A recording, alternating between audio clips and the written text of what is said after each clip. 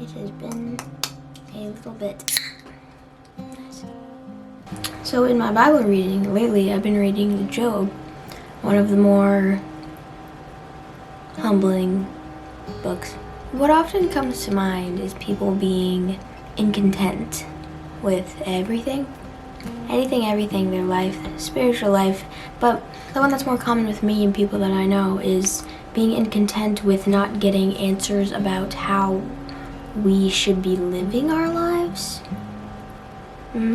What I mean by that is just you could be living your life, you could be wondering if you're supposed to be doing something or not supposed to be doing something, and then you're just asking God, like, why, what do I do? Why, where am I going?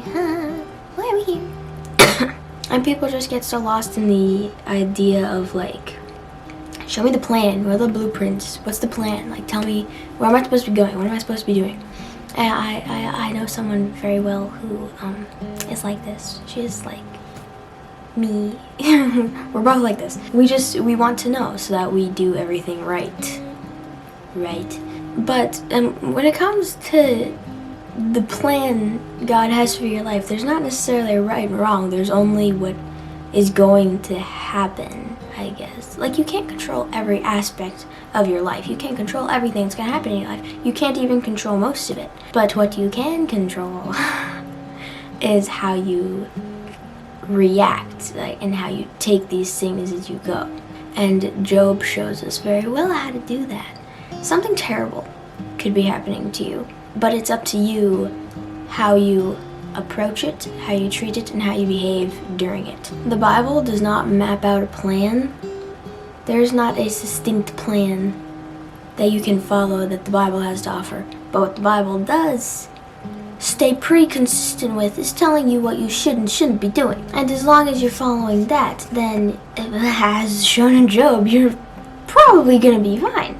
If you are questioning everything and being afraid of what's gonna happen next, then you're not following a couple things that the Bible tells you to. When you question stuff in your life that's going on, and question the probability of certain things, like, is this gonna happen, what if this happens, you're not putting full faith in the one who is responsible for your life in the first place. And in Job, at the end of Job chapter 1, Job has a very, he deals with everything with grace, the utmost grace and dignity, and it's inspiring.